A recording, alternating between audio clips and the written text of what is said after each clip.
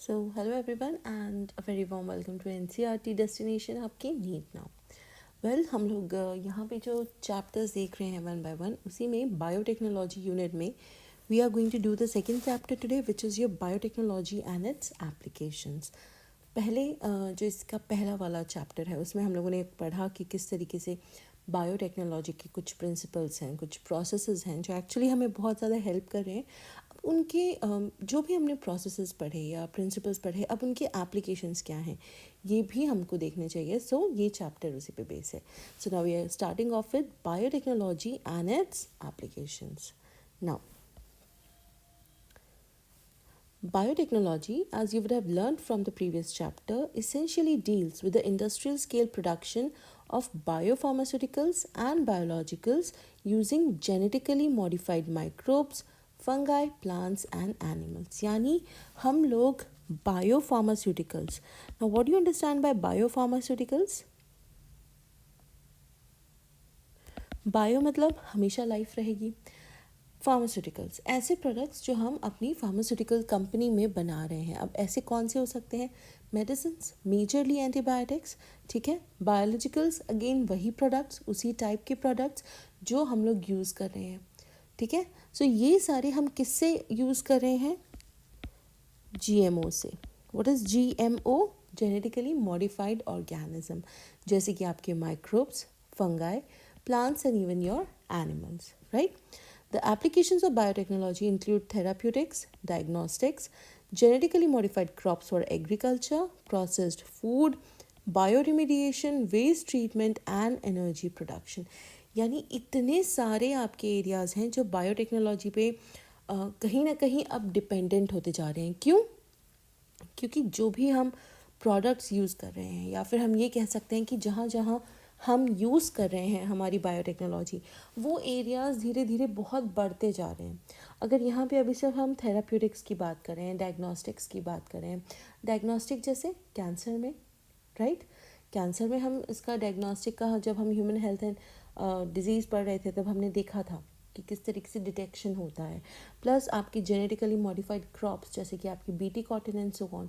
यहाँ पे कई सारे ऐसे एरियाज़ दिए गए हैं। इसके अलावा और भी कई सारे एरियाज़ हैं जिनमें हम लोग बायोटेक्नोलॉजी बहुत ही प्रोमिनेंटली, अगर कहा जाए, यूज़ कर रहे हैं। 3 critical research areas of biotechnology are, यानी क्रिटिकल का मीनिंग इम्पॉर्टेंट या फिर वेरी क्रूशियल, बेसिकली बहुत इंपॉर्टेंट, ठीक है। Providing the best catalyst in the form of improved organism using a microbe और pure enzyme.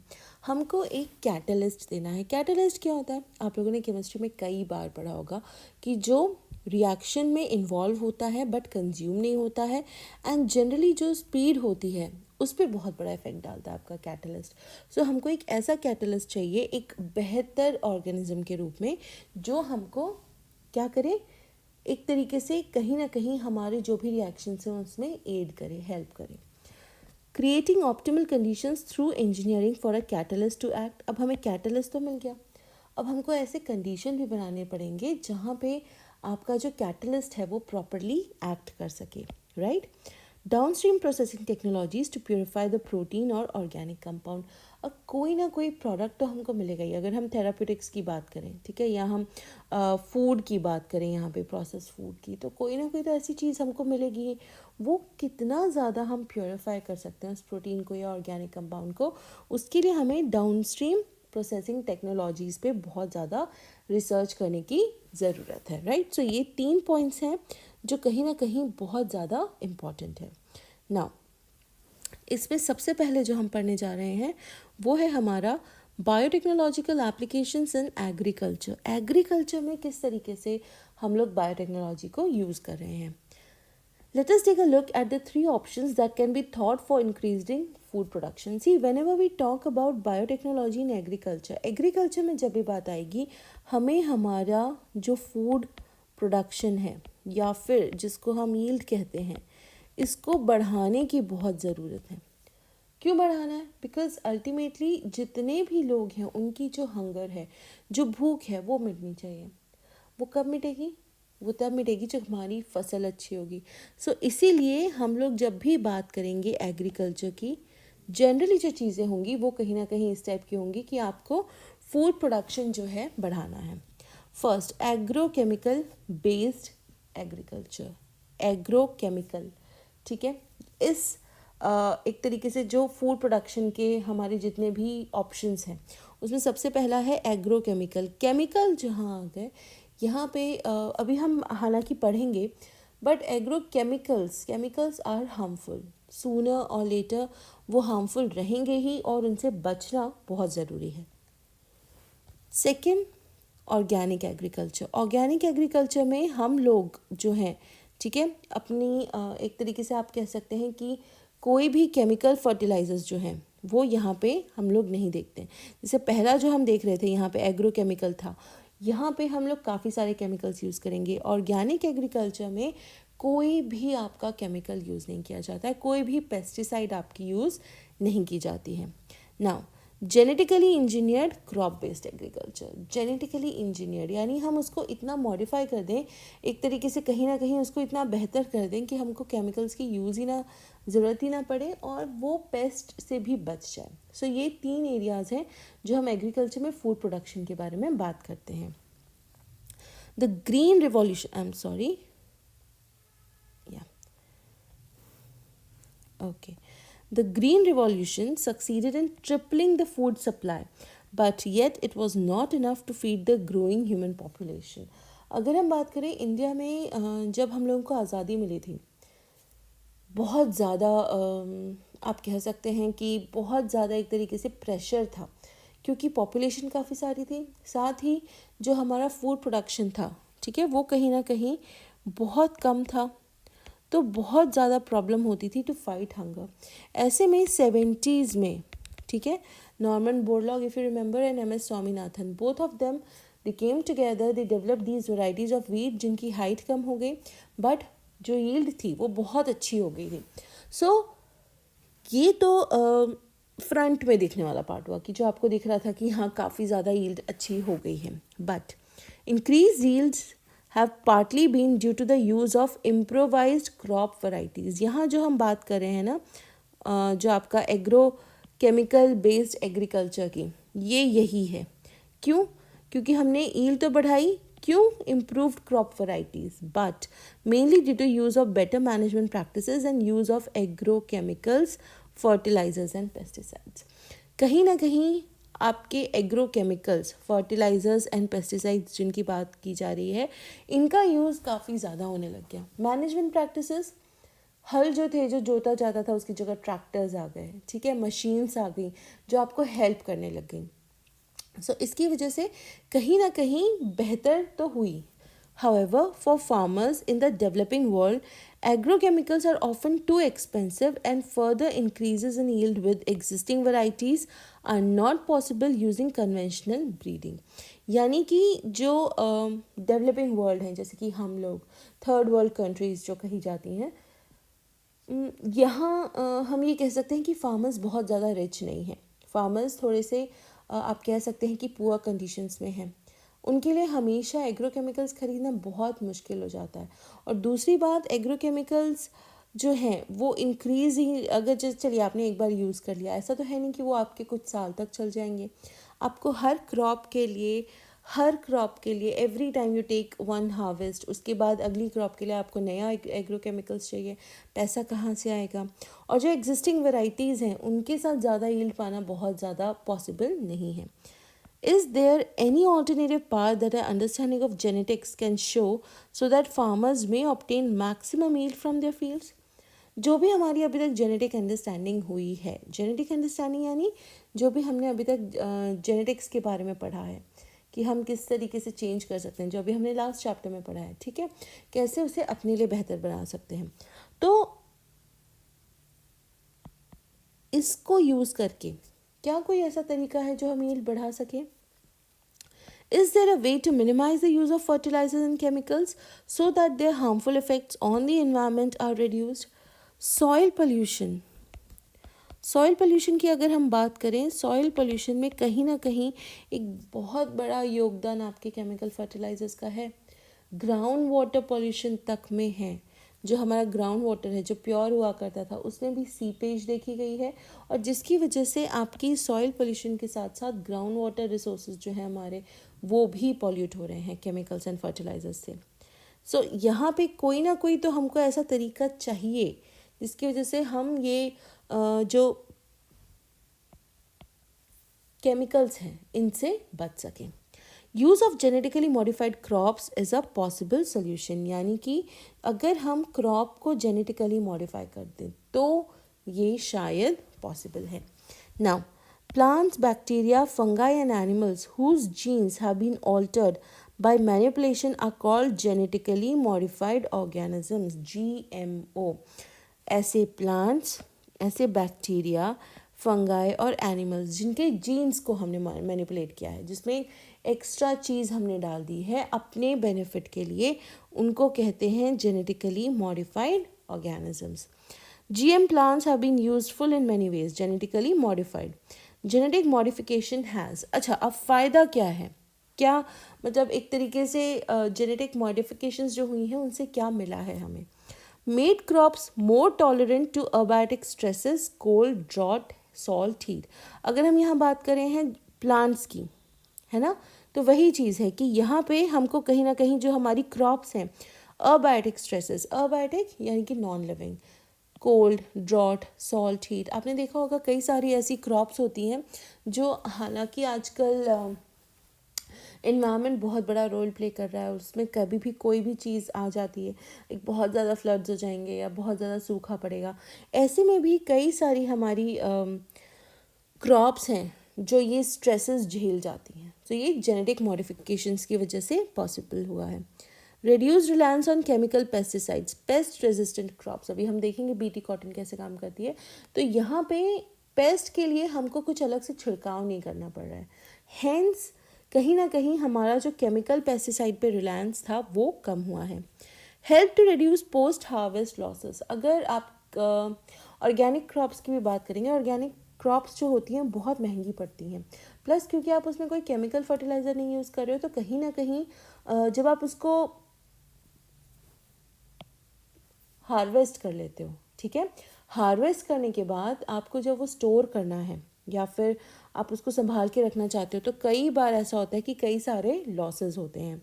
Increase efficiency of mineral usage by plants, this prevents early exhaustion of fertility of soil. हम सबको पता है कि nitrogen जो है soil से आता है, बैक्टीरिया जो है हेल्प करता है, फॉस्फोरस हेल्प करता है। अब जनरली क्या होता है कि ये कितनी भी क्वांटिटी में आपके प्लांट के पास जा सकता है। अब अगर ऐसा हो कि मेरी क्रॉप जो है, ठीक है, ऊपर जो मेरी क्रॉप है वो कम से कम ले या सिर्फ उसको जितना चाहिए उतना ले, तो ये जो आपकी सॉइल है, ठीक है, इसमें कहीं ना कहीं आपके जो एलिमेंट्स हैं वो बचे रहेंगे, मिनरल्स जो हैं वो बचे रहेंगे। तो इसकी वजह से जो सॉइल की हमेशा फर्टिलिटी के लॉस के बारे में कंप्लेन आती है कि सॉइल की फर्टिलिटी लूज़ हो गई है, वो नहीं हो पाएगा, ठीक है। Enhance nutritional value of food, example golden rice, that is vitamin A enriched rice. ये जो विटामिन ए एनरिच्ड राइस है ये उन लोगों के लिए है जहाँ पे विटामिन ए की कमी पाई जाती है, तो वहाँ क्या किया, वहाँ पे राइस को ही एनरिच कर दिया गया ताकि विटामिन ए की पूर्ति हो सके और कोई भी टाइप की जो डेफिशिएंसी है वो ना हो। ना in addition to these uses, genetic modification has been use to create, अगर आप यहाँ देखोगे ये जो यूजेस हैं 5, ऑल 5 यूजेस, इनके साथ साथ जेनेटिक मॉडिफिकेशन यूज़ की गई है to create tailor made plants to supply alternative resources to industries in the form of starches, fuels and pharmaceuticals. कोई भी जब मैन्युफैक्चरिंग हो रही होती है ना, तो बहुत ज़्यादा आप कह सकते हो कि चीज़ें चाहिए होती हैं, ठीक है, जैसे स्टार्चेस, फ्यूल्स, फार्मास्यूटिकल्स एग्जांपल्स दिए गए हैं। तो यहाँ पे अगर if I am using plants जिनको मैंने चेंज कर लिया है, जिनको मैंने थोड़ा सा ऑल्टरनेटिव यूज़ कर लिया है या जेनेटिकली मॉडिफाई कर लिया है, तो वो काफ़ी हेल्प हो रही है। Some of the applications of biotechnology in agriculture that you will study in detail are the production of pest-resistant plants, which could decrease the amount of pesticide use. Bt toxin is produced by a bacterium called Bacillus thuringiensis, Bt। ये जो Bt cotton है, आपने सुना होगा, ठीक है। Even आपका BT brinjal है, इसमें जो बीटी है it stands for bacillus thuringiensis. Bt toxin gene has been cloned from the bacteria and been expressed in plants to provide resistance to insects without the need for insecticides, in effect created a biopesticide. Biopesticide, life pesticide है ना। तो उसमें क्या हुआ है, हम life को ही, ये क्या है हमारा, ये बैक्टीरियम है, राइट। हम बैक्टीरियम को यूज़ कर रहे हैं पेस्ट को भगाने के लिए। तो यहाँ पे हम पेस्टिसाइड तो यूज़ नहीं कर रहे हैं, तो जो केमिकल पेस्टिसाइड है रादर वो यूज़ नहीं कर रहे हैं। तो ये क्योंकि लाइफ है, अलाइव है ना बैक्टीरिया, ठीक है, तो हम इसको क्या कहेंगे, बायोपेस्टिसाइड, ठीक है। मतलब क्या किए हमने, जो हमारा बैक्टीरिया है, ठीक है, जो भी बैक्टीरियम है हमारा, उससे हमने क्लोन कर ली है टॉक्सिन और उसको हमने यूज़ किया है प्लांट्स में ताकि पेस्ट्स को भगाया जा सके।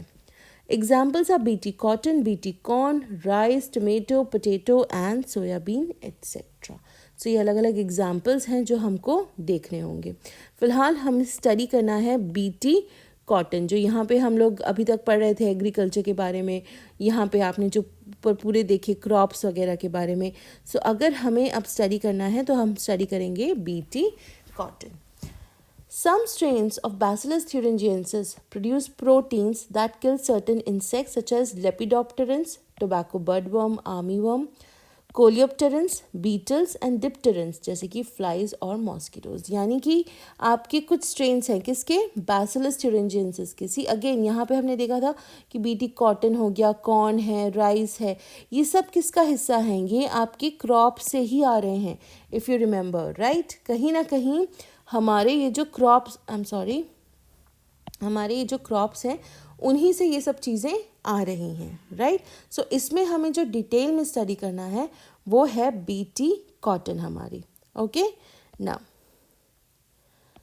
सम स्ट्रेन्स जो हमने पढ़े कि ये बैसिलस thuringiensis जो हैं ये आपके लेपिडोप्टेरेंस के अगेंस्ट काम करेगा, जो कि होते हैं tobacco budworm, armyworm etcetera.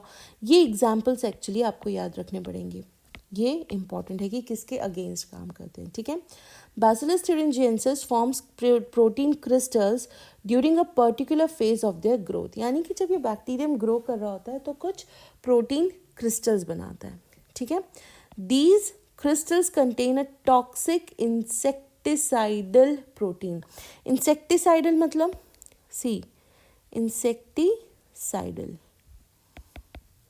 Insect तो समझ में आ गया आपको, साइडल जो होता है वो जनरली मारना होता है, ठीक है, जिसे सुसाइडल कहते हैं कई बार। तो इंसेक्ट्स को मारने वाला प्रोटीन होता है जो हमारा बैक्टीरियम है, बैसिलस thuringiensis, ठीक है, बीटी कह रहे हैं शॉर्ट में। ये अपनी लाइफ में एक टॉक्सिन बनाता है। टॉक्सिन क्या है, वो बेसिकली प्रोटीन क्रिस्टल्स। ये प्रोटीन क्रिस्टल्स जो होते हैं ये एक्चुअली होते हैं इंसेक्टिसाइडल, यानी कि ये इंसेक्ट्स को मार सकते हैं। Why does this toxin not kill the bacillus. अब प्रोटीन क्रिस्टल है, टॉक्सिक भी है, तो बैक्टीरिया को क्यों नहीं मार रहा है। Actually the BT toxin protein exist as inactive protoxins. Protoxins यानी टॉक्सिन्स के पहले की stage. But once an insect ingest the inactive toxin it is converted into an active form of toxin due to the alkaline pH of the gut which solubilize the crystal। हो क्या रहा है, सी कहीं ना कहीं हमको ये समझना है कि जो भी ये हमारा बैक्टीरियम है, ठीक है, बीटी, ठीक है, इसने ये बनाए हमारे प्रोटीन क्रिस्टल्स। बहुत अच्छी बात है, इनमें जो है आपकी इंसेक्टिसाइडल प्रॉपर्टीज़ देखी गई हैं, राइट। अब हमारा क्वेश्चन ये है कि इसकी वजह से बीटी क्यों नहीं मर रहा है। अगर ये कोई आपका प्रोटीन क्रिस्टल टॉक्सिक है, ठीक है, तो बीटी क्यों नहीं मर रहा है। वो इसलिए नहीं मर रहा है क्योंकि ये जो प्रेजेंट होते हैं ये होते हैं प्रोटॉक्सिन की तरह। अब क्या होगा अगर इसको कोई इंसेक्ट इंजेस्ट करेगा यानी अपनी बॉडी के अंदर ले जाएगा, तो इंसेक्ट की बॉडी में जो गट है उसका जो पीएच होता है वो कैसा होता है, अल्कलाइन। और इस अल्कलाइन मीडियम में आने की वजह से ये जो आपका प्रोटॉक्सिन है ये आपका कन्वर्ट हो जाएगा टॉक्सिन में और इस तरीके से आपका जो पूरा प्रोटीन क्रिस्टल है वो सॉल्युबलाइज हो जाएंगे। जैसे ही वो सॉल्युबलाइज होंगे आपकी जो डेथ का एक तरीके से पूरा प्रोसेस है इंसेक्ट की वो स्टार्ट हो जाएगा। The activated toxin binds to the surface of midgut epithelial cells and creates pores that cause cell swelling and lysis and eventually cause death of the insect। यानी आपका जैसे ही प्रोटीन जिसकी हम बात कर रहे हैं, ठीक है, वो सॉल्युबलाइज हुआ, इन्होंने सीधा मिडगट के एपिथेलियल सेल्स पे अटैक करना है, पोर्स क्रिएट करने हैं जिसकी वजह से सेल स्वेल हो जाएगा, लिक्विड अंदर जाएगा। Lysis, lysis is what? Lysis is your break down, right? Break down होगा और अल्टीमेटली जो आपका इंसेक्ट है उसकी डेथ हो जाएगी। Specific Bt toxin genes were isolated from Bacillus thuringiensis and incorporated into several crop plants such as cotton। यहाँ पे अगर आपको दिख रहा हो ये कॉटन जो है, this is your BT cotton. BT cotton is easily available in India. कई सारी कंपनीज हैं जो इसके सीड्स मैन्युफैक्चर करके दे रही हैं। The choice of genes depends upon the crop and the targeted pest, as most Bt toxins are insect group specific। जो Bt cotton है आपकी, ठीक है, Bt टॉक्सिन्स है इसके अंदर ऑब्वियसली, है ना, Bacillus thuringiensis के टॉक्सिन्स है। अब ये जो टॉक्सिन्स है ये पर्टिकुलर ग्रुप्स के लिए हैं, ठीक है। अब ये कौन से ग्रुप पे अफेक्टेड है वो डिपेंड करेगा। तो यहाँ पे ग्रुप ऑफ इंसेक्ट्स के लिए स्पेसिफिक हैं, right? The toxin is coded by a gene Cry1AC named Cry, ठीक है। There are a number of them. For example, the proteins encoded by the genes Cry1AC and Cry2AB control the cotton bollworms. That of Cry1AB control corn borer। यानी आपका जैसे मक्का होता है, ठीक है, इस तरीके से होता है, जो पत्तियाँ होती हैं उसके ऊपर, राइट, इस तरीके से। तो कॉर्न बोरर जो होता है ना वो आपके मेज़ को अटैक करता है, मेज़ के प्लांट को अटैक करता है।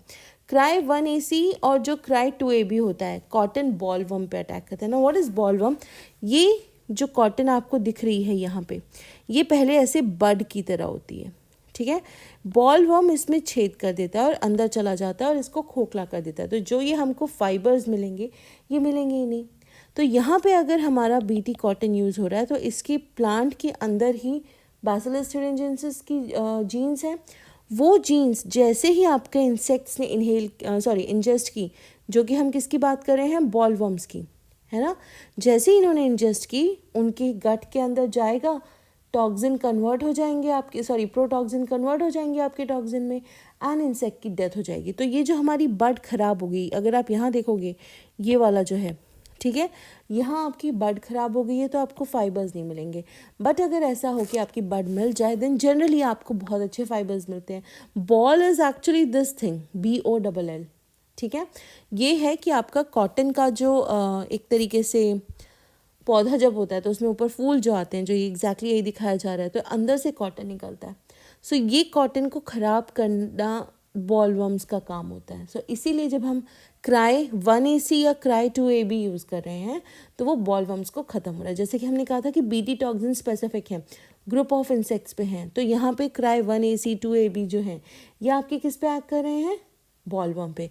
वहीं Cry1AB कॉर्न बोरर बोरिंग करना है यानी छेद करना, राइट। तो कॉर्न बोरर इसी तरीके से आपका जो हम कह सकते हैं कि मेज़ होता है, जो मक्का होता है, उसको ख़राब करता है, राइट ना। पेस्ट रेजिस्टेंट प्लांट्स, यानी कि हमारे जो ऐसे प्लांट्स जो पेस्ट्स को रेजिस्ट कर सकते हैं। रेजिस्ट करना यानी मना करना मतलब एक तरीके से उनसे अपने आप को प्रिवेंट करना, ठीक है। Several nematodes parasites a wide variety of plants and animals including human beings. A nematode Meloidegain incognitia, नाम याद रखना है, infects the roots of tobacco plant and causes a great reduction in yield। See, जितने भी हम अभी बात कर रहे हैं हम plants की बात कर रहे हैं। प्लांट्स क्यों? क्योंकि at the end of the day हमको उनका प्रोड्यूस चाहिए, प्रोड्यूस यील्ड, फसल, है ना। सो अगर उनको कोई भी पैरासाइट ख़राब कर रहा है, ठीक है, वो कहीं ना कहीं हमारे लिए मुश्किल हो जाएगा। जैसे nematode parasitise a wide variety of plants and animals, हमको भी ये नुकसान पहुंचाता है। तो जो टोबैको है वहाँ पे भी है। A novel strategy was adopted to prevent this infestation, which was based on the process of RNA interference, RNAi जिसको कहते हैं, ठीक है। Now, RNAi takes place in all eukaryotic organism as a method of cellular defense. Interference RNA जो होता है, ठीक है, कहीं ना कहीं सभी में cellular defense की तरह act करता है। This method involves silencing of a specific messenger RNA due to a complementary double-stranded RNA molecule that binds to and prevents translation of the messenger RNA. यानी क्या होता है, मैसेंजर RNA जो है, जब उसकी कोडिंग कंप्लीट हो जाएगी तो ही जो डिज़ायर्ड रिजल्ट हैं वो मिलेंगे। अब ऐसे में क्या होता है, एक कॉम्प्लीमेंट्री डबल स्ट्रैंडेड RNA तैयार किया जाता है, ठीक है, और वो इसको बाइंड कर लेता है। अब ये जैसे ही बाइंडिंग होगी तो ये जो मैसेंजर RNA जो कोड लेके आ रहा था उसकी साइलेंसिंग हो जाएगी। साइलेंसिंग यानी कि वो एक्सप्रेस जो भी करता वो नहीं होगा, जो भी एक्सप्रेस कर रहा यानी कोई ना कोई फंक्शन परफॉर्म करता। अब वो जैसे ही ख़त्म हुआ, आपको जो भी उससे इफेक्ट आने वाला था वो बच गया। The source of this complementary RNA could be from an infection by viruses having RNA genomes or mobile genetic elements, transposons that replicate via an RNA intermediate. यानी इसका सोर्स जो है, ये जो कॉम्प्लीमेंट्री RNA की हम बात कर रहे हैं, ये कोई इन्फेक्शन से हो सकता है या फिर ऐसे कोई वायरसेस जिनमें आपका RNA जीनोम हो या फिर ट्रांसपोजॉन्स हो, ये RNA इंटरमीडिएट के हेल्प से रेप्लिकेट कर सकते हैं। Now, using agrobacterium vectors, nematode-specific genes were introduced into the host plant. आगे हम देखेंगे। The introduction of DNA was such that it produced both sense and antisense RNA in the host cells. These two RNAs, being complementary to each other, formed a double-stranded RNA that initiated RNAi and thus silenced the specific mRNA of the nematode. यानी यहाँ पे हमने जो use किया agrobacterium vectors को use करके कुछ jeans जो थे वो होस्ट प्लांट में डाले। यहाँ होस्ट प्लांट क्या है हमारा, अगर आप देखोगे यहाँ पे हमारे जो रूट्स हैं, ठीक है, कंट्रोल और टेस्ट। कंट्रोल और टेस्ट में क्या होता है, कंट्रोल में हम कोई भी ऐसी चीज़ नहीं करते जिस पे हम टेस्ट परफॉर्म करने जा रहे हैं, आपने ये छोटी क्लासेस में पढ़ा हुआ है। सो यहाँ पे जो हमारा वी कैन से कि हमारा जो भी पैरासाइट है, अगर वो यहाँ अटैक करने की कोशिश करेगा तो जो एग्रोबैक्टीरियम से हमने जीन्स निकाल के मॉडिफाई की हैं, जो डबल स्ट्रैंडेड RNA बनाया है, वो साइलेंस कर देगा उस mRNA को जो कि है आपका नेमाटोड का, और इसकी वजह से इन्फेक्शन जो है वो नहीं होगा। The consequence was that the parasite could not survive in a transgenic host expressing specific interfering RNA. The transgenic plant therefore got itself protected from the parasite. यहाँ पे अगर आप देखोगे तो क्या है, ये roots of typical control plants, यहाँ पे अगर आप देखोगे तो पैरासाइट प्रेजेंट है, ठीक है, but transgenic plant roots 5 days after deliberate infection of nematode but protected through novel mechanism. यहाँ पे हमने डबल स्टैंडर्ड RNA इंटरफेरेंस वगैरह यूज़ की जिसकी वजह से मैसेंजर RNA आपका कंप्लीट नहीं कर पाया कोड एंड हेंस वो बच गया किससे, नेमाटोड से, ठीक है। So this is how in plants we are using biotechnology, right. Now second is your biotechnological applications in medicine. ये तो बहुत ज़्यादा इम्पॉर्टेंट है क्योंकि a lot of medicines are being produced with the help of your, मतलब अगर हम antibiotics कहें वो सारी ही वही हैं, है ना, और इसके अलावा कई सारे बायोलॉजिकल्स भी हैं, प्रोडक्ट्स भी हैं, जैसे अभी हम पढ़ेंगे इंसुलिन के बारे में, ये सब भी हम जो प्रोड्यूस कर पा रहे हैं, this is because of genetic modifications. The recombinant DNA technological processes have made immense impact in the area of healthcare by enabling mass production of safe and more effective therapeutic drugs. More effective, ज़्यादा effect दिखाने वाली therapeutic drugs. अच्छा, होता क्या था पहले, आपको अगर इंग्रेडिएंट्स नहीं मिल रहे हैं तो आप कोई चीज़ बना नहीं सकते। बट अब अगर आप इंग्रेडिएंट्स ही बनाने लग जाओगे तो आप जितना चाहो उतना प्रोड्यूस करो कोई भी चीज़। सो यहीं पे हो रहा है ये मास प्रोडक्शन जो है। क्यों पॉसिबल हो रहा है? Because now we are able to make our own ingredients. Further, the recombinant therapeutics do not induce unwanted immunological responses, as is common in case of similar products isolated from non-human source. अभी जब हम insulin देखेंगे पढ़ेंगे तब हम देखेंगे कि किस तरीके से पहले कोशिश की गई कि नॉन ह्यूमन सोर्सेज को एम्प्लॉय किया जाए, बट उसमें हम सक्सेसफुल नहीं रहे and hence we have to shift. At present, about 30 recombinant therapeutics have been approved for human use the world over. In India, 12 of these are presently being marketed. See, कोई भी जब product हम बनाते हैं तो उसके साथ आप ये समझ लीजिए कि कई सारे ट्रायल्स होते हैं. वो ट्रायल्स जैसे जैसे पार करते हैं तो हमको पता चलता है कि अच्छा ये हमको यूज़ करना है या नहीं करना है. ह्यूमन यूज़ के लिए भी उनको एक तरीके से कुछ क्राइटेरिया जो है वो फुलफ़िल करने होंगे. अब वो जैसे ही फुलफ़िल करते हैं वो मार्केट में आ जाएंगे. सो ऐसे वर्ल्ड में 30 प्रोडक्ट्स हैं. इंडिया में फ़िलहाल 12 को परमिशन दी गई है. नाउ जेनेटिकली इंजीनियर्ड इंसुलिन, सबसे पहले जो सबसे इम्पॉर्टेंट चीज़ हमको पढ़नी है वो है हमारी जेनेटिकली इंजीनियर की हुई insulin. Management of adult onset diabetes is possible by taking insulin at regular time intervals.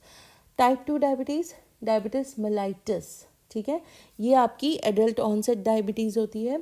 But काफ़ी सारे लोग ना इसको मैनेज नहीं कर पाते हैं. बट अगेन मेडिसिन वगैरह अगर दी जाए तो थोड़ा बहुत सही हो सकता है. ऐसे में क्या होता है आपका, अगर आप देखो, ठीक है, आजकल हम लोग बहुत आसानी से देख रहे हैं कि लोग कितने आसानी से every day they are taking insulin diabetes के लिए एंड आसानी से वो लोग मैनेज कर पा रहे हैं. But what would a diabetic patient do if enough human insulin was not available? अगर ह्यूमन इंसुलिन नहीं होगी तो क्या करेंगे? If you discuss this, you would soon realize that one would have to isolate and use insulin from other animals. Obvious सी बात है, अगर मुझे इंसुलिन चाहिए, मैं वो प्रोड्यूस नहीं कर पा रही हूँ तो मुझे किसी और एनिमल से निकलवानी पड़ेगी.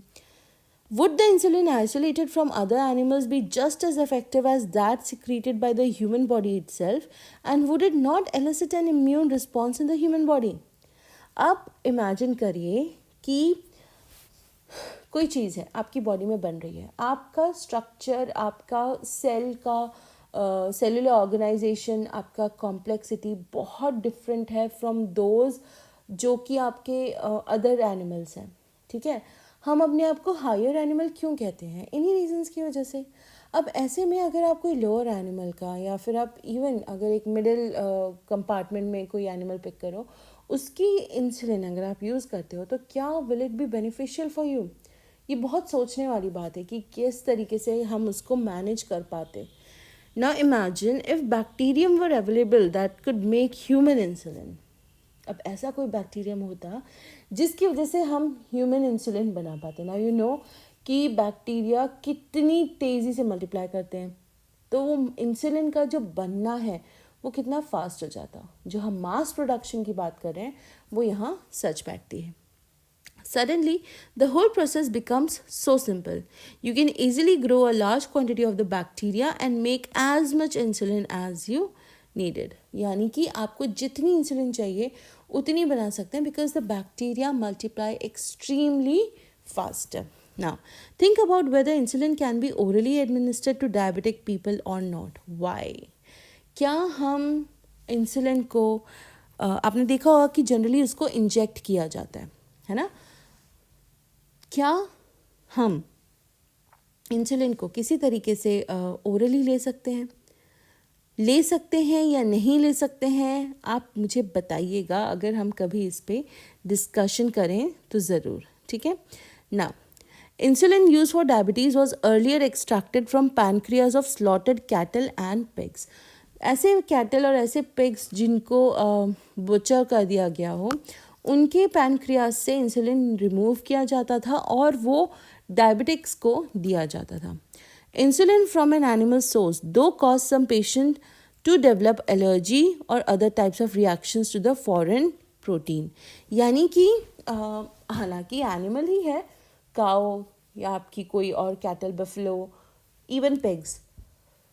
यहाँ पे हमारा जो इम्यून सिस्टम था वो सेल्फ और नॉन सेल्फ में क्योंकि बहुत अच्छे से पहचानता है, तो उसने इनको जो ये एक तरीके से उसने ये समझा कि ये हमारे खुद के सेल्स तो है नहीं, तो इनको मार डालो, यानी कि ख़त्म कर दो। तो एलर्जी या कोई ऐसा सीरियस इम्यूनोलॉजिकल रिस्पॉन्स जो था वो रिसीव हुआ।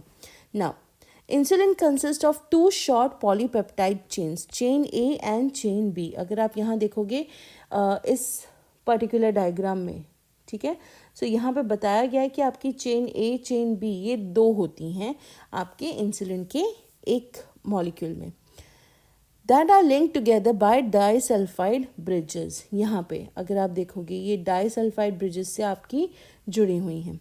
In mammals, including humans, insulin is synthesized as a prohormone, like a proenzyme. The prohormone also needs to be processed before it becomes a fully mature and functional hormone. Enzyme की तरह प्रोहार्मोन जो होता है इसको भी कुछ steps के through गुजरना पड़ेगा ताकि फिर ये कम्प्लीटली एक हार्मोन बन पाए, which contains an extra stretch called a C peptide. Pro hormone अगर आप देखोगे आपका यहाँ पे, ठीक है, एक ये जो ग्रे कलर का आपको बेल्ट दिख रहा है, this is your C peptide. ये आपकी एक चेन हो गई ग्रीन, ब्लू एक चेन हो गई। ये दोनों तो हमको चाहिए, पर ये नहीं चाहिए था हमको, ये जो ग्रे कलर वाला पोर्शन है सी पेप्टाइड जो कहा जा रहा है। This C peptide is not present in mature insulin and is removed during maturation into insulin. Insulin जब मैच्योर हो रही होती है प्रो हार्मोन से, जब हार्मोन में कन्वर्ट हो रही होती है, तो ये सी पेप्टाइड हट जाता है। The main challenge for production of insulin using r recombinant DNA techniques was getting insulin assemble into a mature form. अब मैच्योर फॉर्म में कैसे करें, क्योंकि हमें ये तो चाहिए नहीं लेकिन ये प्रो हार्मोन में प्रेजेंट है। So how do we do it? In 1983, Eli Lilly, an American company, prepared two DNA sequences corresponding to A and B chains of human insulin and introduced them in plasmids of E. coli to produce insulin chains. अब इन्होंने क्या किया? Eli Lilly, a very major pharmaceutical company, अभी भी काफ़ी सारा इनका market share है। इन्होंने क्या किया कि दो DNA सीक्वेंसेस बनाए, ठीक है, जो चेन A और चेन B से मिलते हुए थे। फिर इन्होंने इनको इंट्रोड्यूस किया जो ई कोलाई के प्लाज्मिड्स थे उसमें, ठीक है, ई कोलाई के प्लाज्मिड्स में इंक्लूड किया और वहाँ पे एक तरीके से आपके इंसुलिन चेन्स बनाई गई and chains A and B were produce separately, extracted and combined by creating disulphide bonds to form human insulin, ठीक है। यानी कि ई कोलाई की हेल्प से, यानी कि जेनेटिक मॉडिफिकेशन की हेल्प से यहाँ पे हमने चेन ए चेन बी बनाई, उनको कंबाइन किया डाइसल्फाइड बॉन्ड से और इंसुलिन बना लिया। So this is how your genes या फिर जो आपकी जेनेटिक मॉडिफिकेशन है वो हेल्प करती हैं। Now next is your gene therapy. If a person is born with a hereditary disease, can a corrective therapy be taken for such a disease? आपने कई बार सुना होगा कि कई सारे ऐसे बच्चे होते हैं जो जब बॉर्न होते हैं तभी में उनमें कोई प्रॉब्लम होती है।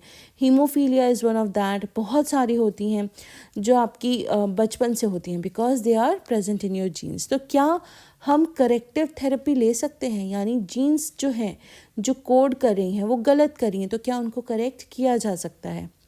Gene therapy is an attempt to do this. Gene therapy is a collection of methods that allows correction of a gene defect that has been diagnosed in a child or embryo. Even embryo में if a lady is pregnant now, कई सारे ऐसे test किए जाते हैं जिनके through कहीं ना कहीं हमको ये पता चलता है कि कोई प्रॉब्लम तो नहीं है जो बेबी बॉर्न होने वाला है। तो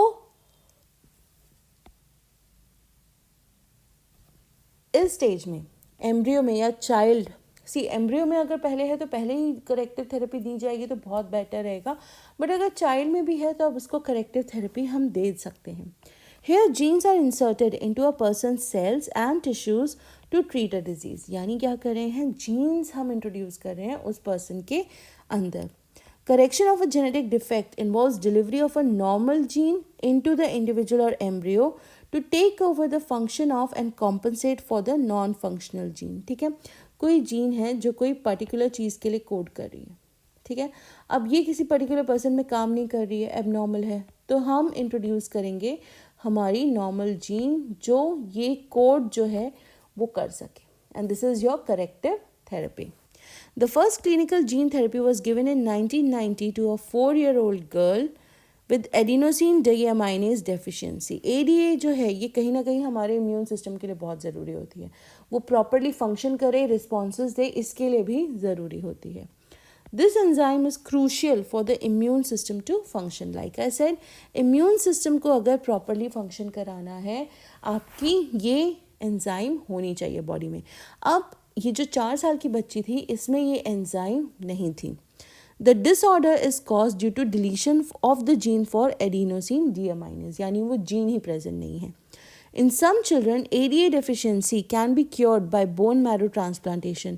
In others, it can be treated by enzyme replacement therapy, in which functional ADA is given to the patient by injection. या दो हमको ऑप्शंस मिले हैं, एक bone marrow transplantation,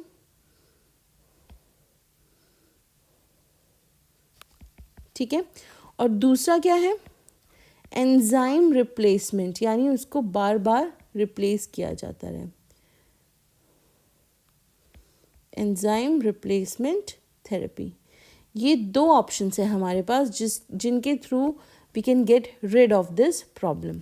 but the problem with both of these approaches that are not completely curative, यानी दोनों ही cure नहीं दे रही हैं. हम यहाँ पे हेल्प कर रहे हैं किसी चीज़ में, एक तरीके से हम किसी चीज़, कोई चीज़ जो नहीं है उसको बार बार रिप्लेस कर रहे हैं, बट यहाँ पे क्योर नहीं है. क्योर यानी पक्का इलाज, वो अवेलेबल नहीं है. As a first step towards gene therapy, lymphocytes from the blood of the patient are grown in a culture outside the body. Lymphocytes, blood, granular या अग्रैन्युलर, अग्रैन्युलर WBCs जो होते हैं हमारे, वो पेशेंट के ब्लड से निकाल के कल्चर में ग्रो किए जाते हैं बाहर. Now, a functional ADA-cDNA, carrier DNA, using a retroviral vector is then introduced into these lymphocytes, which are subsequently returned to the patient. यानी पेशेंट का ब्लड लिया, इसमें से कौन से लिम्फोसाइट्स को हमने कल्चर किया, ठीक है. फिर कैरियर डीएनए की हेल्प से हमने रेट्रोवायरल वेक्टर जो था वो यूज़ करके इसमें वो जीन डाली, और फिर से वो आपके पेशेंट को जो था वो रिटर्न कर दिया गया. However, as these cells are not immortal, the patient requires periodic infusion of such genetically engineered lymphocytes. अब WBCs की एज होती है, एक पर्टिकुलर एज होती है ना. जैसे आपको याद हो कि सबसे कम भी होती है, किसी की कुछ आवर्स होती है, किसी की 2 वीक्स होती है. सो ये क्योंकि इमॉर्टल नहीं है, यानी अमर नहीं है, ये बार बार करना पड़ेगा. However, if the gene isolate from marrow cells producing ADA is introduced into the cells at early embryonic stages, it could be a permanent cure. यानी यहाँ पे तो जब ये चाइल्ड है तब हमको ये करना पड़ेगा, बट अगर वो अभी बॉर्न नहीं हुआ है, and if it is an embryo, और उसमें अगर हम ये इंट्रोड्यूस कर देते हैं, देन हम लोगों को ये जो बार बार इन्फ्यूजन है ये नहीं करना पड़ेगा, और हमारी जो प्रॉब्लम है वो परमानेंटली क्योर हो जाएगी, ठीक है. Now moving on to next, which is your molecular diagnosis, यानी कि किस तरीके से हम इसको यूज़ कर सकते हैं किसी डिजीज़ के बारे में, वेदर इट इज़ प्रेजेंट और नॉट, ये पता करने के लिए.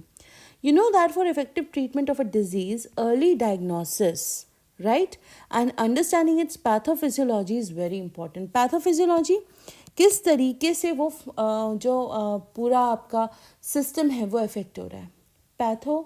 पैथोजन से रिलेटेड. फिजियोलॉजी, वर्किंग क्या है, कैसे होता है, सिम्टम्स क्या है, ट्रीटमेंट क्या है, एवरीथिंग. तो अगर अर्ली डायग्नोसिस और पैथोफिजियोलॉजी हमको पता है तो हम लोग डिज़ीज़ को बहुत अच्छे तरीके से हैंडल कर सकते हैं.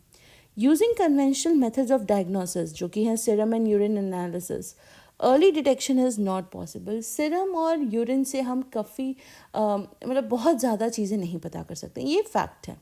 Recombinant DNA technology, polymerase chain reaction PCR, and enzyme linked immunosorbent assay ELISA, जो एड्स के लिए यूज़ होता है. These are some of the techniques that serve the purpose of early diagnosis. So PCR, recombinant DNA technology and ELISA, इनसे हम जो है disease जो है उसका अर्ली डायग्नोसिस कर सकते हैं. Presence of a pathogen, bacteria, viruses, etc., is normally suspected only when the pathogen has produced a disease symptom. ये जनरली होता है. आपको देखा पता होगा कि इंक्यूबेशन पीरियड हर एक डिजीज़ का अलग अलग होता है ना. सो जब तक वो कोई सिम्टम नहीं दिखाता है,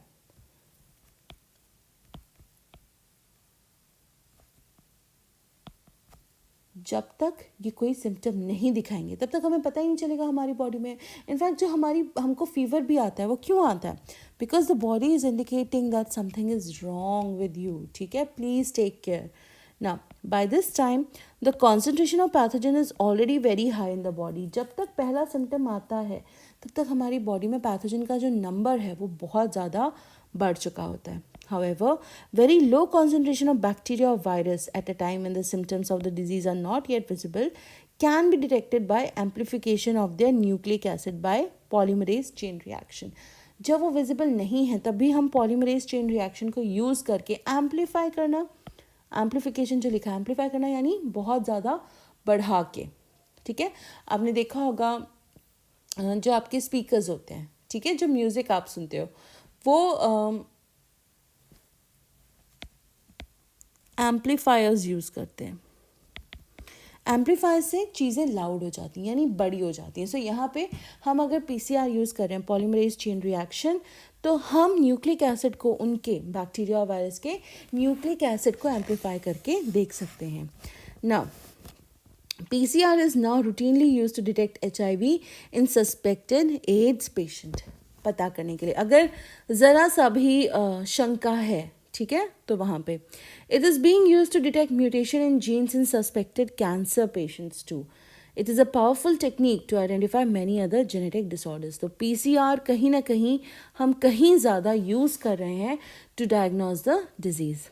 A single stranded DNA or RNA tagged with a radioactive molecule probe is allowed to hybridize to its complementary DNA in a clone of cells followed by detection using autoradiography. यानी क्या किया है हमने? एक single standard DNA या RNA लिया, उसको हमने एक रेडियो एक्टिव मॉलिक्यूल जिसको हम प्रोब कहते हैं उससे टैग किया और फिर उसका कॉम्प्लीमेंट्री डीएनए जो है उसको अलाउ किया हाइब्रिडाइज करने के लिए, जो कि हम बहुत सारे क्लोन किए गए सेल्स में ऑटो रेडियोग्राफी के थ्रू पता कर सकते हैं. The clone having the mutated gene will hence not appear on the photographic film because the probe will not have complementarity with the mutated gene. जो जीन म्यूटेट की है वो दिखेगी ही नहीं, तो यहाँ पे आपके जो आपकी फोटोग्राफिक फिल्म है वहाँ पे वो दिखेगा ही नहीं जिसमें आपका म्यूटेटेड जीन है. तो बट जिसका नहीं है वो दिखेगा, right. ELISA is based on the principle of antigen-antibody interaction. Infection by pathogen can be detected by the presence of antigens, which is proteins or glycoproteins, etc., or by detecting the antibodies synthesized against the pathogen. किस type की antibodies synthesize की गई है? Antigen आया, किस type की antibodies synthesize की गई हैं pathogen के against. तो यहाँ पे हमको ELISA हेल्प करेगा इसको आइडेंटिफाई करने में. सॉरी. Transgenic animals. ट्रांसजेनिक मतलब जिनका डीएनए हमने ऑल्टर कर दिया है. Animals that have had their DNA manipulated to possess and express an extra foreign gene are known as transgenic animals. यानी जिनका डीएनए हमने मैनिपुलेट किया है और जिनमें एक एक्स्ट्रा या फॉरेन जीन अब दिखाई दे रही है उनको हम ट्रांसजेनिक एनिमल्स कहेंगे.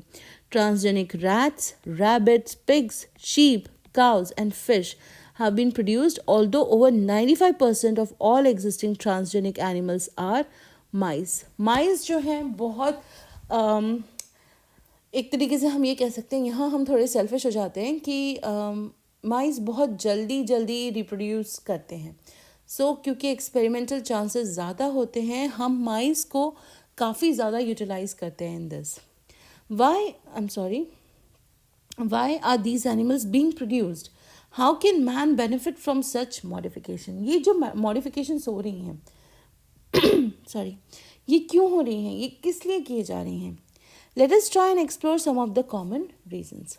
First, normal physiology and development.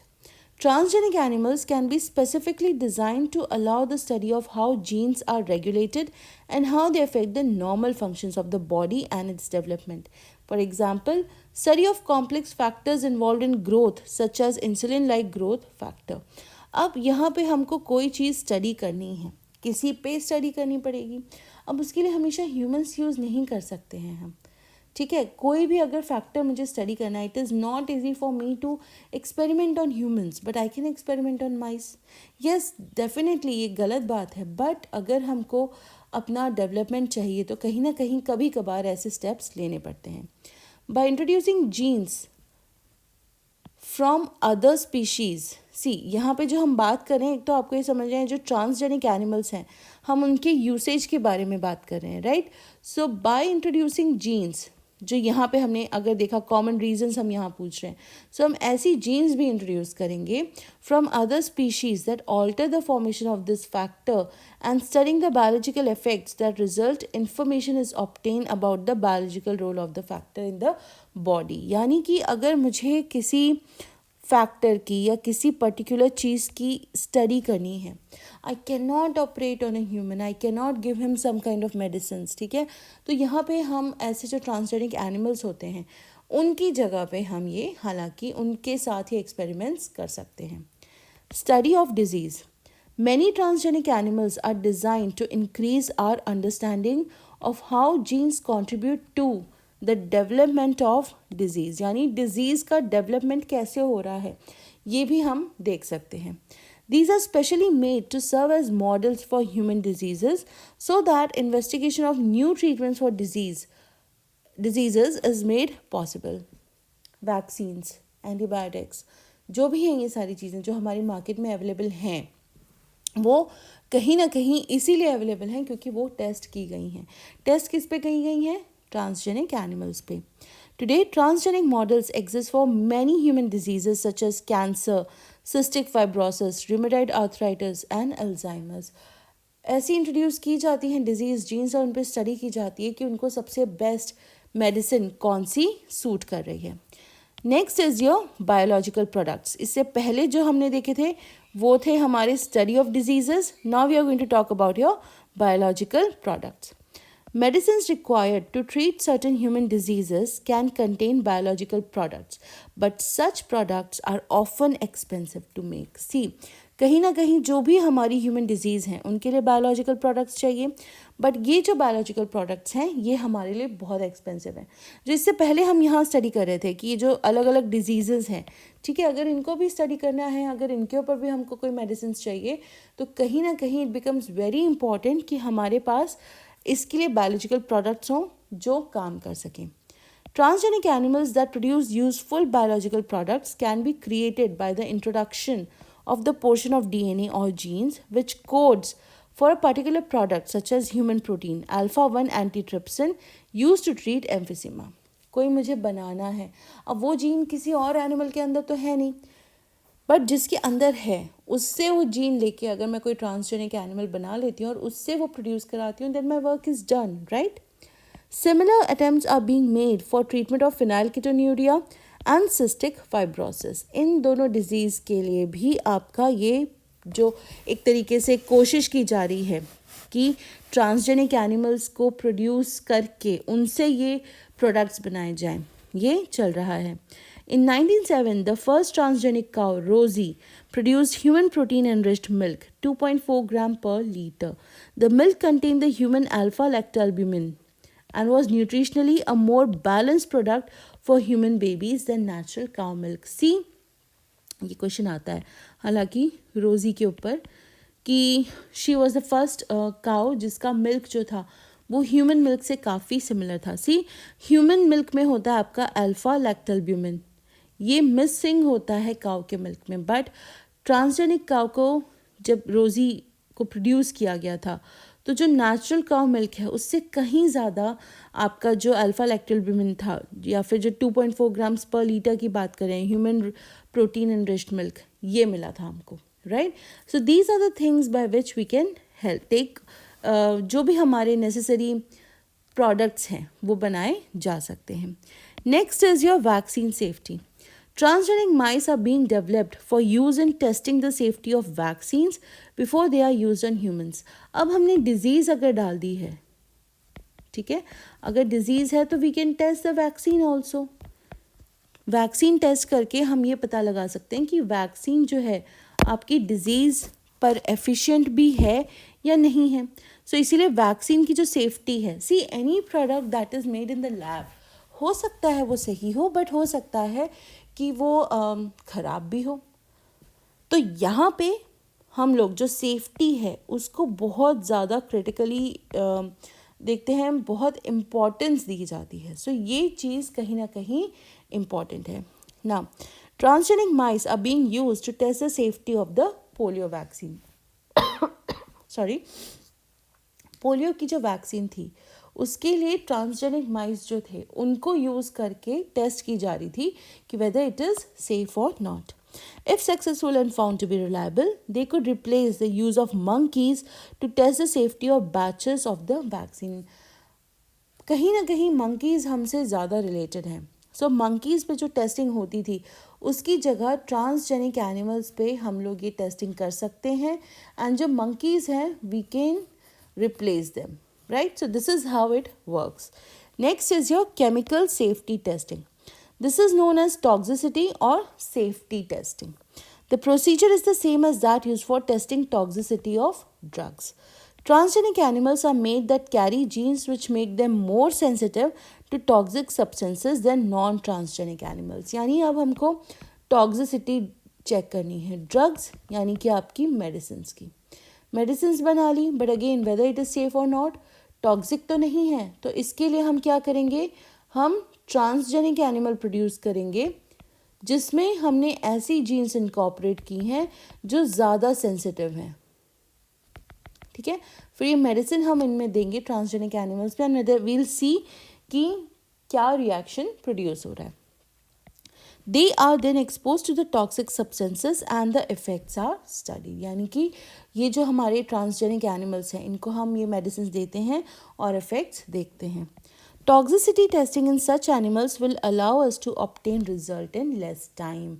अगर ह्यूमन ट्रायल्स होते हैं वो काफ़ी लंबे चलते हैं, ठीक है, ग्रुप्स में ये ट्रायल्स लिए जाते हैं और काफ़ी लंबे टाइम तक ये ट्रायल्स चलते रहते हैं. तो इससे हमको छुटकारा ट्रांसजेनिक एनिमल्स आपके दिला सकते हैं. But now ethical issues. Now when we talk about ethical issues क्या है? एथिक्स मतलब जो मोरालिटी है, जो करेक्ट है, जो होना चाहिए. ठीक है, the manipulation of living organisms by the human race can not go on any further without regulation. Control चाहिए. आपने देखा होगा कई सारी ऐसी मूवीज़ होती हैं जिनमें कोई ऑर्गेनिज्म को मैनिपुलेट कर दिया जाता है एंड देन ही और शी यूजेस दैट ऑर्गेनिज्म कि ह्यूमैनिटी के अगेंस्ट ही, या फिर खुद के ऊपर भी काफ़ी एक्सपेरिमेंट्स करते हैं. और ऐसी चीज़ें काफ़ी बढ़ावा मिलता जाएगा अगर इसको रेगुलेट नहीं किया गया या कंट्रोल नहीं किया गया. तो some ethical standards are required to evaluate the morality of all human activities that might help or harm living organisms. कहीं ना कहीं हमको देखना पड़ेगा कि जो ह्यूमन एक्टिविटीज़ हैं वो आपकी बहुत ज़्यादा जो लोअर ऑर्गेनिजम्स हैं या जो बाकी के ऑर्गेनिजम्स हैं उनको हार्म ना पहुंचाएं. Going beyond the morality of such issues, the biological significance of such things is also important. Morality तो है ही, है ना, इसके अलावा कुछ और भी चीज़ें हैं. Genetic modification of organisms can have unpredictable results when such organisms are introduced into the ecosystem. Ecosystem क्या होता है हमारा? बायोटिक और अबायोटिक फैक्टर से बना हुआ, जो हमारा एक तरीके से अगर हम कॉमन लेमन लैंग्वेज में कहें हमारा एनवायरनमेंट. अब अगर ऐसे में कोई ऐसा ट्रांसजेनिक एनिमल है जो बहुत हार्म कॉज कर सकता है और उसको इकोसिस्टम में इंट्रोड्यूस कर दिया गया तो बहुत ज़्यादा मुश्किल हो जाएगी. Therefore, the Indian government has set up organizations such as GEAC, Genetic Engineering Approval Committee, which will make decisions regarding the validity of genetically modifications या genetically modification जो भी research हो रही है, and the safety of introducing genetically modified organisms for public service. यानी उन्होंने एक community बना दी है.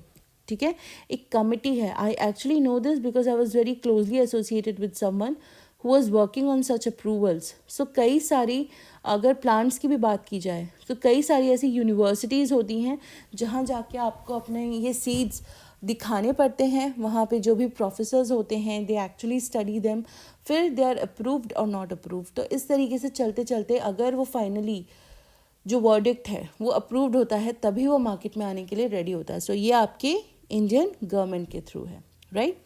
The modification or usage of living organisms for public services as food and medicine sources, for example, has also created problems with patents granted for the same. किसी चीज़ का patent अगर हो जाता है वो चीज़ बहुत कॉस्टली हो जाएगी, because every time you use that service you have to provide it to the owner of that. तो यहाँ पे बहुत ज़्यादा दिक्कत होती है. अब हुआ क्या कि आपकी कई सारी ऐसी कंपनीज़ हैं, ठीक है. When we talk about, there are many companies जो ये चीज़ एक्सप्लॉइट करती हैं. There is growing public anger that certain companies are being granted patents for products and technologies that make use of the genetic materials, plants, and other biological resources that have long been identified, developed, and used by farmers and indigenous people of a specific region or country. See, companies, multinational companies, corporates are ruthless यानी उनको grow करना है, उनको develop होना है. तो वो क्या क्या करती हैं कि कभी कभी ऐसी चीज़ें यूज़ कर लेते हैं जो काफ़ी टाइम से ऑलरेडी जो फार्मर्स हैं या जो इंडिजिनस पीपल हैं वो यूज़ करते आए हैं कोई पर्टिकुलर कंट्री के या एरिया के. Now what they do is, अब उसको पेटेंट में डाल दिया. अगर पेटेंट ग्रांट हो गया तो वही सर्विस यूज़ करने के लिए जो लोकल लोग हैं उनको भी टैक्सेस काफ़ी ज़्यादा पे करने पड़ेंगे. Rice is an important food grain, the presence of which goes back thousands of years in Asia's agricultural history. India ही नहीं, चाइना, वियतनाम, जापान, कोई भी कंट्री आप बोल दीजिए, पाकिस्तान, बांग्लादेश, श्रीलंका, राइस बहुत इम्पॉर्टेंट रहा है. और अगर आप देखो कि हमारी डिशेस जो हैं वो भी काफ़ी ज़्यादा राइस के इर्द गिर्द घूमती हैं. There are an estimated 2 lakh varieties of rice in India alone. सिर्फ इंडिया में ही अकेले 2 लाख की varieties हैं. The diversity of rice in India is one of the richest in the world. Basmati rice is distinct for its unique aroma and flavor, and 27 documented varieties of basmati are grown in India. Basmati rice mainly biryani के लिए use किया जाता है, लंबा होता है काफ़ी, plus उसकी खुशबू अलग ही होती है. सो बिरयानी के लिए यूज़ करना है या पुलाव के लिए यूज़ करना है तो basmati is a common choice. अब इस बासमती की कम से कम 27 वैरायटीज़ इंडिया में ऑलरेडी ग्रो हो रही हैं. There is a reference to basmati in ancient text, folklore and poetry as it has been grown for centuries. यानी कई सालों से हम लोग राइस ग्रो करते आए हैं तो उसमें बासमती का जिक्र काफ़ी जगह पे देखा गया है.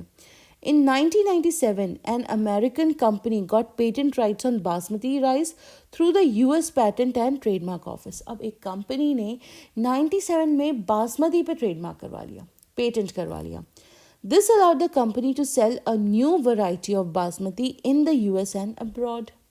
पेटेंट मिल गया, आप सेल कर सकते हो. This new variety of basmati had actually been derived from Indian farmers' varieties. अभी कंपनी ने क्या किया था, कभी हो सकता है इंडिया आए हों तो यहाँ से सीड ले गए हों, उसके ऊपर और रिसर्च करके उन्होंने सेल करना शुरू कर दिया, उसको पेटेंट करा लिया. Indian basmati was crossed with semi-dwarf varieties and claimed as an invention or a novelty. यानी कि किसी चीज़ को क्रॉस करा के उसको एक इन्वेंशन की तरह क्लेम करके पेटेंट करवा लिया गया. The patent extends to functional equivalence, implying that other people selling basmati rice could be restricted by the patent. यानी जो दूसरे लोग हैं जो सेल कर रहे हैं वो सेल नहीं कर सकते. Several attempts have also been used to patent uses, products and processes based on Indian traditional herbal medicine. Example, turmeric neem.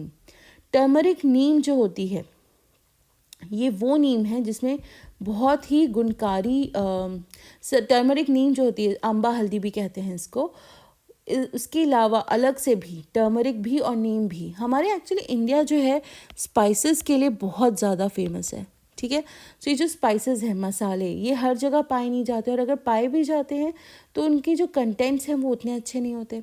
सो कहीं ना कहीं काफ़ी सारे लोग जुटे रहते हैं कि किसी तरह वो हम इन पे पेटेंट्स बनवा लें ताकि कोई और यूज़ ना कर पाए, ताकि कोई और सेल ना कर पाए. If we are not vigilant and we do not immediately counter these patent applications, other countries or individuals may encash on our rich legacy and we may not be able to do anything about it. हम लोगों के घरों में कभी चोट लग जाती है, ठीक है, सो नॉर्मल रिएक्शन ये होता है हल्दी लगा लो, ठीक है. बालों में अगर कोई प्रॉब्लम है मेहंदी लगा लो, अगर कोई और दिक्कत हो रही है नीम खा लो, सारे प्रॉब्लम्स ख़त्म कर देगी. ये हमारे सदियों से चले आए घरों घरों में पॉसिबल सिस्टम्स हैं जो हम यूज़ करते हैं. हम ऐसे में अगर कोई कंपनी इनका पेटेंट बना लेती है देन हमारे लिए ये यूज़ करना या बेचना बहुत डिफ़िकल्ट हो जाएगा. तो ये चीज़ हमको समझनी पड़ेगी. Biopiracy is a term used to refer to the use of bioresources by multinational companies and other organizations without proper authorization from the countries and people concerned without compensatory payment. यानी कि biopiracy वो term है जो आपने कोई resource use किया किसी country का, ठीक है, उससे बहुत ज़्यादा पैसा बनाया, पेमेंट जिसको देना चाहिए था उसको नहीं दिया. जनरली कौन करता है ये जो आपके मल्टीनेशनल कंपनीज होती हैं, जो आपके एक तरीके से कॉरपोरेट्स होते हैं, ये लोग. Now, most of the industrialized nations are rich financially but poor in biodiversity and traditional knowledge. Industrialized nations, ठीक है, यानी जहाँ टेक्नोलॉजी बहुत है, डेवलपमेंट बहुत है, बट वहाँ पे ट्रेडिशनल नॉलेज कम है, प्लस वहाँ पे बायोडाइवर्सिटी भी ज़्यादा नहीं है. अगर हम अपनी बात करें, we are very very rich in biodiversity. जब हम इकोलॉजी पढ़ेंगे तब आप ये देखेंगे.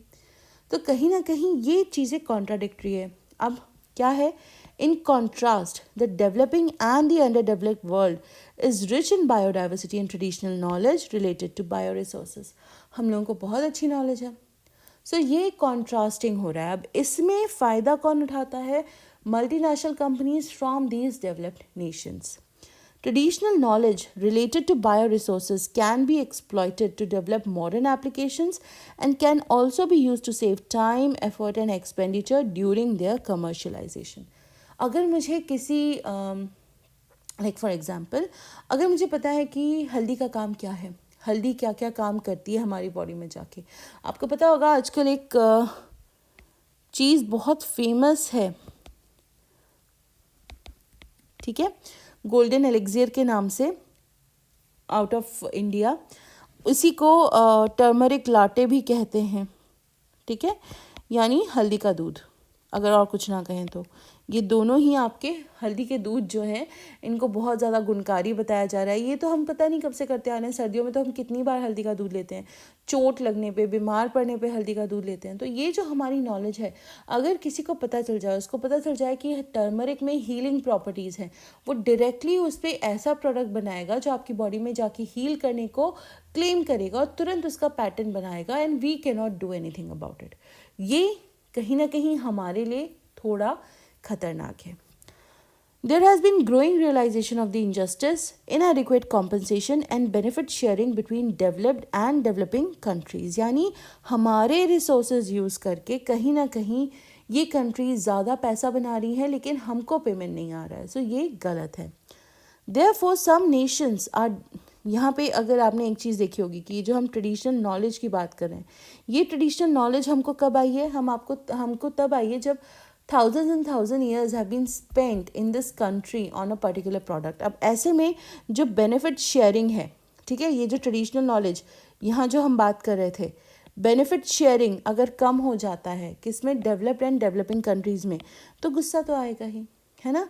Now therefore some nations are developing laws to prevent such unauthorized exploitation of their bioresources and traditional knowledge. सिर्फ बायोरिसोर्सेज ही नहीं, हमें अपनी नॉलेज पे भी बचाने की एक तरीके से एक बहुत ज़्यादा कोशिश जो है वो करनी चाहिए. The Indian Parliament has recently cleared the second amendment of the Indian Patents Bill that takes such issues into consideration, including patent terms, emergency provisions and research and development initiative. अब थोड़ा क्योंकि समझ में आ चुका है, तो इंडियन सिस्टम जो है वो ये कोशिश कर रहा है, जो पार्लियामेंट है वो कोशिश कर रहा है कि कोई भी ऐसी चीज़ ना हो जिसकी वजह से हमको मॉनेटरी लॉसेस हों और जो हमारी ट्रेडिशनल नॉलेज या बायो रिसोर्सेज पे बेस होके बने हों. सो कहीं ना कहीं now steps are being taken कि हम ये बायो पायरेसी जो है वो प्रिवेंट कर सकें. ठीक है. With this we end our chapter biotechnology and its applications. I hope आपको समझ में आया होगा. डिफ़िकल्ट नहीं है, बट हाँ एग्जाम्पल्स थोड़े बहुत याद करने होंगे. ठीक है.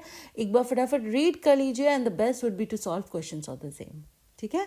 Till we meet next time, have a very productive and fruitful time reading this chapter and solving the questions. Keep studying, keep reading. Thank you.